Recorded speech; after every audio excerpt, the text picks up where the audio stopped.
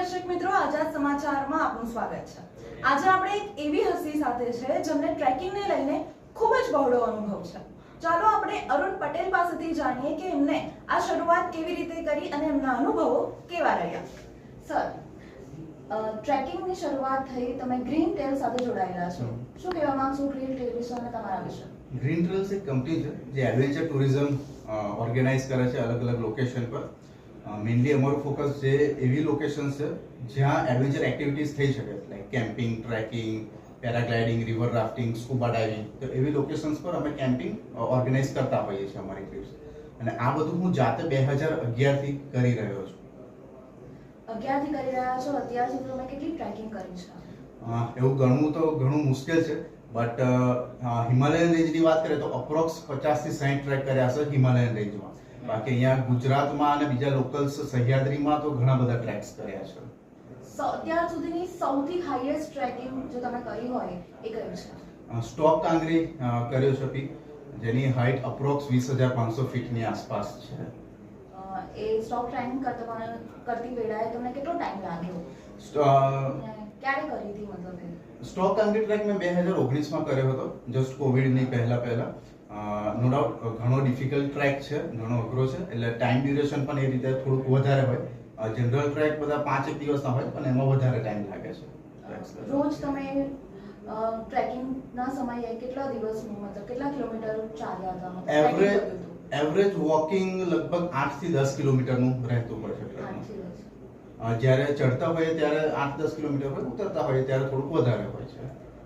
Covid પહેલા અને Covid પછી ટ્રેકિંગમાં શું તફાવત આવ્યો ને હેલ્થ ઇશ્યુ પણ ઘણા આવી ગયા છે કોવિડ પછી, તો એનાથી તમે હીલ કેવી રીતે થયા? કોવિડ પહેલા ટ્રેકિંગનું લોકોને આટલું બધું નોલેજ નહોતું ને લોકો આવતા પણ નહોતા। કોવિડ પછી રશ બહુ જ વધી ગયો છે, કારણ કે લોકોને ખબર પડવા માંડી છે કે નેચરની નજીક જવું જરૂરી છે।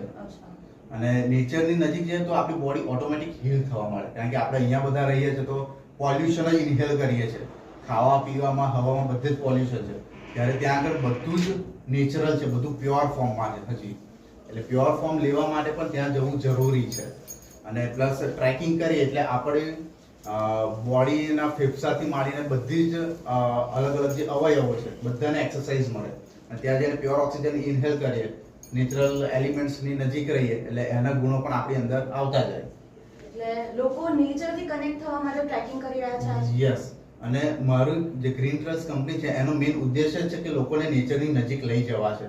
આપણે અત્યારે અહીંયા પણ ગરમી ફીલ કરી રહ્યા છે, અને એનું એક રીઝન એ છે કે આપણે નેચરની નજીક નથી જઈ રહ્યા, નેચરને કાઢીને આપણે સિમેન્ટ કોન્ક્રીટના જંગલ ઊભા કરી રહ્યા છે।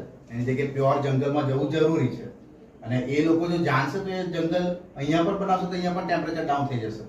એટલે ટ્રેકિંગમાં એવું તો કોઈ સ્પેસિફિક હોતું નથી કે યુવાનો જ કરી શકે, કઈ એજના લોકો વધારે ટ્રેકિંગ કરતા હોય છે? જનરલી જે યંગસ્ટર્સ છે એ જે ટ્રેકિંગ કરતા હોય, અને એનું મેઇન રીઝન છે સોશિયલ મીડિયા। બટ ટ્રેકિંગ માટે એવો કોઈ રૂલ્સ નથી કે આ એજ ગ્રુપ જ કરી શકે। મારી જોડે 3 વર્ષના છોકરાઓ પણ ટ્રેક કરે છે, અને 64-65 યર્સના અંકલે પણ ટ્રેક કરેલો છે। નો ડાઉટ દરેક ટ્રેક પ્રમાણે એની ડિફિકલ્ટીઝ લેવલ પ્રમાણે એજ ગ્રુપ પ્લસ માઇનસ થાય, બટ નાના છોકરાઓ માટે એ પ્રકારનો ટ્રેક હોય અને એલ્ડર્સ માટે એ પ્રકારનો ટ્રેક હોય, પણ ટ્રેક તો બધા જ કરી શકે છે। ટ્રેકિંગની શરૂઆત પહેલા અને ટ્રેકિંગ પછી મતલબ તમે જે બેઝ કેમ્પ પર જાઓ છો ત્યારે શું પ્રિકોશન રાખતા હોવ છો, એની આગોતરી કેવી તૈયારી હોય છે તમારી? જનરલી આપણે અત્યારના જે યુથનું કલ્ચર જોઈએ કાં તો એમની હેબિટ્સ જોઈએ તો અત્યારે કોઈની ફિઝિકલ એક્ટિવિટીઝ એટલી બધી નથી રહી, એટલે જ્યારે પણ લોકો અમારી સાથે બુકિંગ કરાવતા હોઈએ તો અમે પહેલા એ લોકોને ગાઈડ કરીએ કે ટ્રેકિંગ સ્ટાર્ટ કરતા પહેલા તમારે કઈ કઈ એક્સરસાઇઝ કરવાની, અને એક્સરસાઇઝના લેવલ પ્લસ કેટલી ડિફિકલ્ટી સુધી એક્સરસાઇઝ કરવાની, એ કયો ટ્રેક કરી રહ્યા છે એ પ્રમાણે અમે એમને સજેસ્ટ કરતા હોઈએ છીએ। બટ ખાલી એક્સરસાઇઝ નહીં, એની સાથે સાથે યોગા અને પ્રાણાયામ પણ એટલા જ જરૂરી છે, એટલે અમે એ પણ એ લોકોને ગાઈડ કરતા હોઈએ છીએ। એક વખત જ્યારે બેઝ કેમ્પ પર પહોંચી જાય તો ત્યાં ગયા પછી બોડી એક્લેમેટાઇઝ કરવા માટે અલગ અલગ એક્ટિવિટીઝ જરૂરી છે, અને બોડીને એક્લેમેટાઇઝ કરવા માટે મિનિમમ 1 થી 2 દિવસનો ટાઈમ પણ આપવો પડે, એટલે એની માટે ત્યાં જઈને અમે એ લોકોને ટ્રેક પ્રમાણે અલગ અલગ એક્ટિવિટીઝને એક્સરસાઇઝ કરાવતા હોઈએ છીએ। કેવા ફૂડ્સ તમે લેવાના મતલબ સજેસ્ટ કરો છો અને કેવા ફૂડ અવોઇડ કરવાના હોય છે ટ્રેકિંગના સમયમાં? During track high calories, high fibre અને હાઈ પ્રોટીન વાળા ફૂડ જરૂરી છે, કારણ કે જ્યારે પણ ટ્રેક કરતા હોઈએ ત્યારે બોડીમાં એક્સરસાઇઝ જ એટલી બધી થાય, કેલરીઝ એટલી બધી બંધ થઈ જાય કે કેલરી ઇન્ટેક પણ એટલો જરૂરી છે, પ્લસ પ્રોટીન અને ફાઇબર્સ જરૂરી છે પેટ સાફ રહે એની માટે. એટલે જેટલા પણ એ પ્રકારના ફૂડ છે જેનાથી પેટ બગડવાના ચાન્સીસ છે, બહુ જ ઓઇલી ફૂડ, બહુ સ્પાઇસી ફૂડ, એ બધા અવોઇડ કરતા હોઈએ છીએ ત્યાં આગળ. એટલે અમે ફૂડ મેન્યુ પણ એ રીતનું જ બનાવતા હોઈએ કે જેમાં હાઈ કેલરીઝ, હાઈ પ્રોટીન્સ હોય. અને જ્યારે તમે ટ્રેકિંગ કરો છો એ ટાઈમ પર તમારો રેસ્ટ ટાઈમ કેટલો હોય છે? ટ્રેકિંગનો જે ટાઈમ પીરિયડ હોય, મેં કીધું એ પ્રમાણે કે દિવસના 8 કિલોમીટર ચાલવાનું હોય. 8 કિલોમીટર લગભગ 5 કલાકમાં પૂરા થઈ જાય. એટલે એવું નથી કે આખો દિવસ ચાલ જ કરવાનું છે. 5 કલાકમાં આપણું ટ્રેકિંગ પૂરું થઈ જાય. એના પછી એ જગ્યાએ જઈને ત્યાં એક્સપ્લોર કરીએ, આજુબાજુ ફોટોગ્રાફી કરીએ, ત્યાં જઈને અલગ અલગ ગેમ્સ રમાડીએ. એટલે એની માટે ઇનફ ટાઈમ મળી જતો હોય છે. અને ટ્રેકિંગના સમયમાં આવનારા જે યુવાનો છે એમને કેવી રીતે ઇન્સ્પિરેશન આપશો તમે? ટ્રેકિંગમાં જે આવવાવાળા છે એ લોકો માટે મેઇન અત્યારના યુથને સૌથી મોટું ઇન્સ્પિરેશન સોશિયલ મીડિયા પર કેટલી લાઇક્સ મળે એ છે. એટલે એ તો તમે એક વખત એ ફોટોસ જોશો એટલે મળવાની જ છે લાઈક, એનો તો પ્રશ્ન નથી. પણ એની સાથે સાથે તમારી બોડીની અંદર physical change plus mental change એ બંને આવશે. મિનિમમ રિસોર્સિસમાં કેવી રીતે સર્વાઈવ કરી શકો એ ટ્રેકિંગથી શીખવા મળે. ટ્રેકિંગમાં અઘરું પડવાનું જ છે. ટ્રેકિંગ માટે એક ફેમસ કોટ પણ છે, trekking is a royal fashion to enjoy difficulties. Difficulties આવવાની જ છે પણ એની ફેશન છે, એની મજા માણવાની છે ડિફિકલ્ટીઝ. એટલે ફિઝિકલી ચેન્જ તો થશે જ તમારી બોડી, બટ સાથે સાથે મેન્ટલી પણ ચેન્જ આવશે. મેન્ટલ કન્ડિશન છે બહુ જ સ્ટ્રોંગ થઈ જશે. આપણી જે સેલ્ફ કોન્ફિડન્સ છે એ ઘણો વધી જશે. કારણ કે હું આટલા હાર્ડ કન્ડિશનમાં, આટલી ઊંચાઈ પર જઈને, આવી કન્ડિશનમાં, આટલા માઇનસ ટેમ્પરેચરમાં જઈને મેં સર્વાઈવ કર્યું, એટલે એનાથી આપણા મેન્ટલ ચેન્જ ઘણા બધા આવશે. 7-5 નો જો ટ્રેક હતો એમાં તમે કઈ મુશ્કેલીઓનો સામનો કર્યો? કેમ કે 13,850 ફૂટ ઊંચું છે, 48 કલાક તમારે ચાલવું હોય કિલોમીટર. તો કઈ મુશ્કેલીઓનો સામનો કર્યો અને ત્યાં ગયા પછી કેવો અનુભવ કર્યો તમે?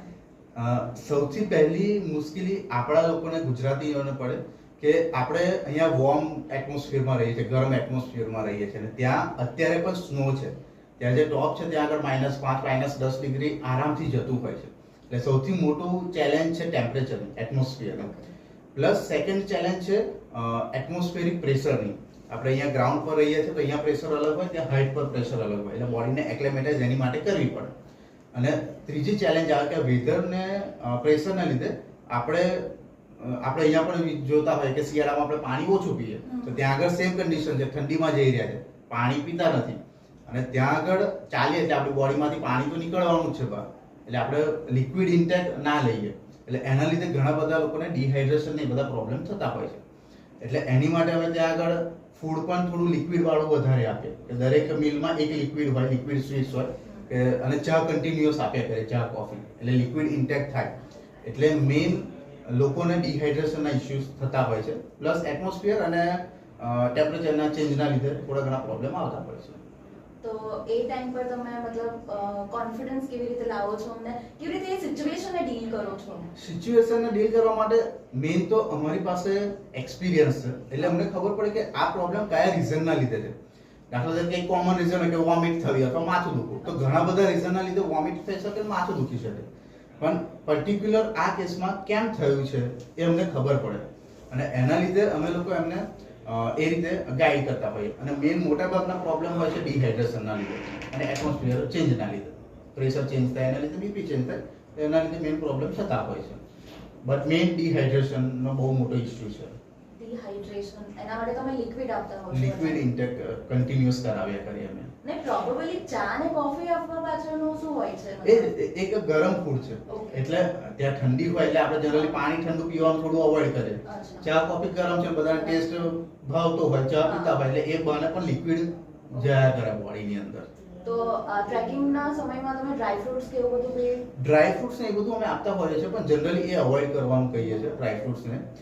એનું મેઇન રીઝન એ છે કે બધું ડ્રાય છે, આપણે લિક્વિડ જરૂરી છે ઇન્ટેક કરવાનું, એનર્જી માટે બરાબર છે.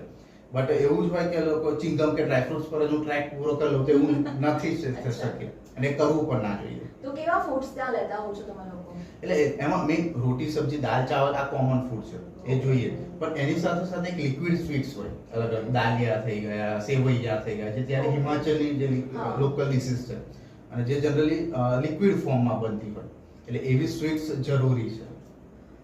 ગ્રીન ટેલ સાથે જોડાવા માટે મતલબ કેવી રીતે જોડાઈ શકાય તમારી સાથે? ગ્રીન ટેલ્સ અમારી ઓફિસ અક્ષર ચોક પાસે સિગ્નેટ હબ બિલ્ડિંગમાં છે, એટલે ઓલ્ડ પાદરા રોડ પર તમને એ મળી જશે. ગૂગલ પર પણ છે, અમારો વેબસાઇટ છે, પ્લસ સોશિયલ મીડિયા છે, ઇન્સ્ટાગ્રામ, ફેસબુક પર ગ્રીન ટેલ્સ ટ્રાય કરીને અમારું હેન્ડલ છે, તો એનાથી અમે કોન્ટેક્ટ કરી શકો છો.